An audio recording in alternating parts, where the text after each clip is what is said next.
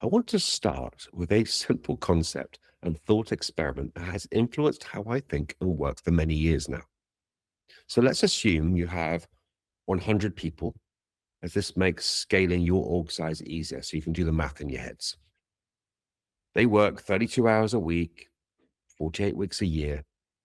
So that's about 153,000 hours of potential available to you every single year inside your company. That's your productivity jar. That's everything you have to work with.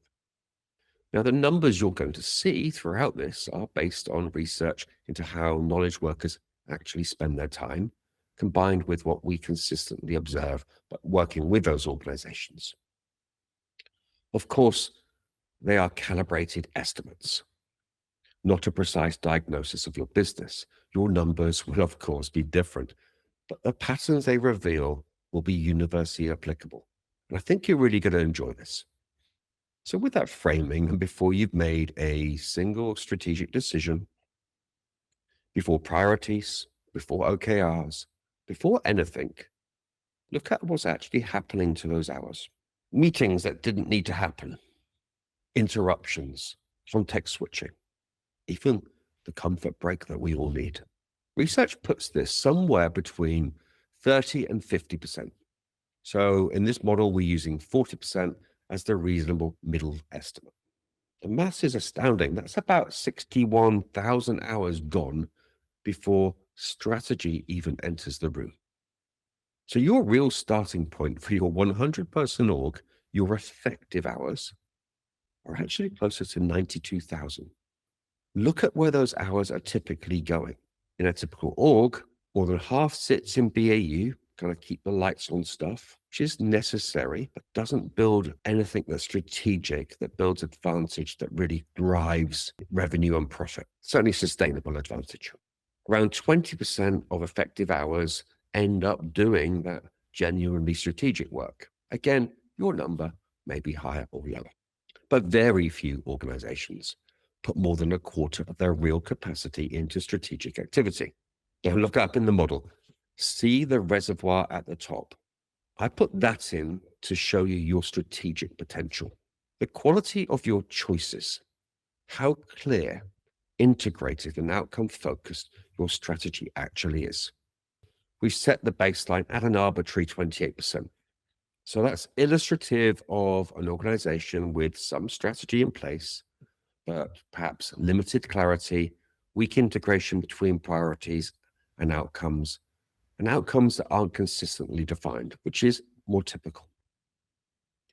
Two problems: a small hole and a near empty reservoir. And honestly, in our experience, most organizations are somewhere around here. So let's get into the model. Step one is we want to sharpen your strategic choices. Here's something interesting. We haven't moved a single person. We haven't restructured. We haven't hired anyone or cut anyone. What we've done here is get the strategy right, clear priorities, integrated decisions, outcomes defined. The reservoir fills completely from an arbitrary 28% to 100%, representing a shift from vague, scattered choices to genuinely clear and integrated strategy. Of course, that's the upper end of what's achievable. You may reach 80%, you may reach 90%, doesn't actually matter. The model uses 100% to show the full potential of the lever. What happens to the water flowing down through to the strategic moat? The hole in the strategic cup hasn't changed size, but the full reservoir flowing through, even a small hole, produces dramatically more than a near empty one. So the strategic moat that powers things like revenue and profit, things you care about, has more than tripled in the model.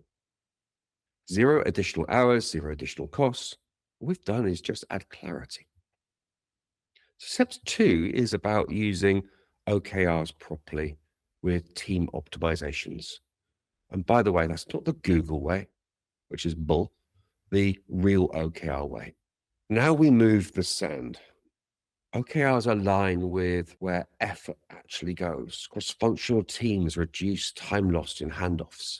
clear decision rights, stop drag at every level. So in our model, BAU drops from 60% of effective hours to 40%.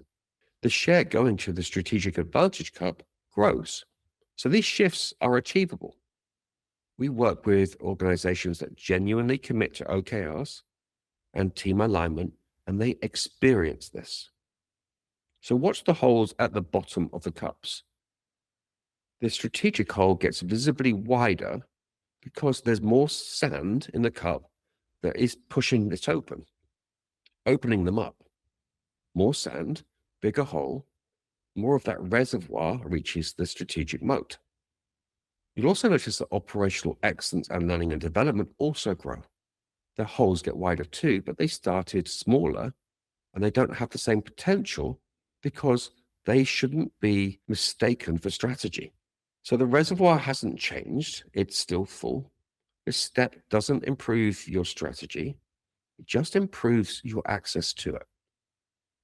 Step 3 is about embracing AI agents, and automations, something that nearly every org is now doing. So something different happens in the model.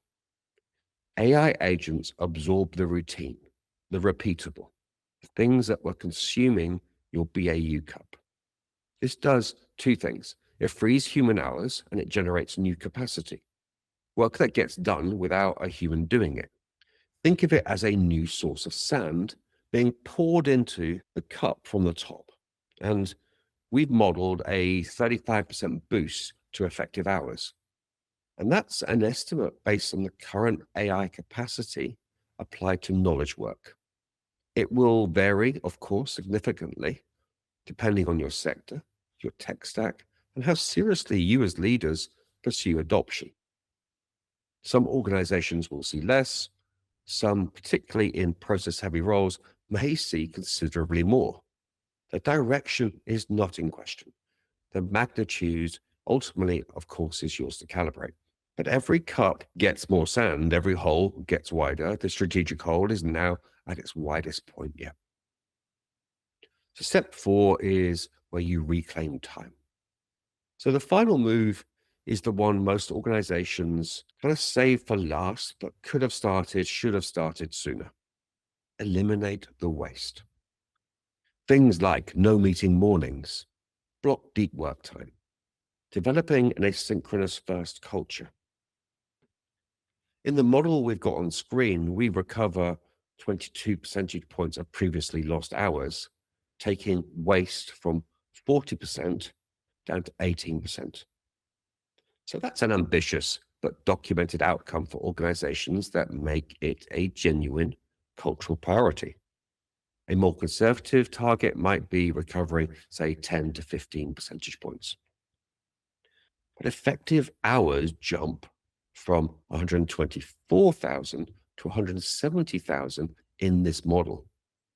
Every cup fills further, every hole gets wider. The reservoir was already full. The holes are now at their widest. The moat reaches 100%. Same 100 people, different choices about time, priority, and access. So here's the thing most leaders I get to talk to miss. The reservoir, your strategic potential, is not created by hours. It's created by the quality of your choices. You could work every person in the business 60 hours a week, and if the strategy is vague, the choices unconsidered, the priorities spread across 7 directions, almost nothing reaches that boat. Equally, you could have a perfect strategy and still starve it of access. That was buried in BAU. No OKRs, no AI leverage. The reservoir sits full. The hole stays small. So the numbers in this model are illustrative. They're built on real research and real patterns. But the point isn't the specific percentages. And I want to make that clear. The point is the relationship between them and the consistent finding that most organizations are losing on both dimensions simultaneously without realizing the two problems are separate and required different interventions. Both levers have to move.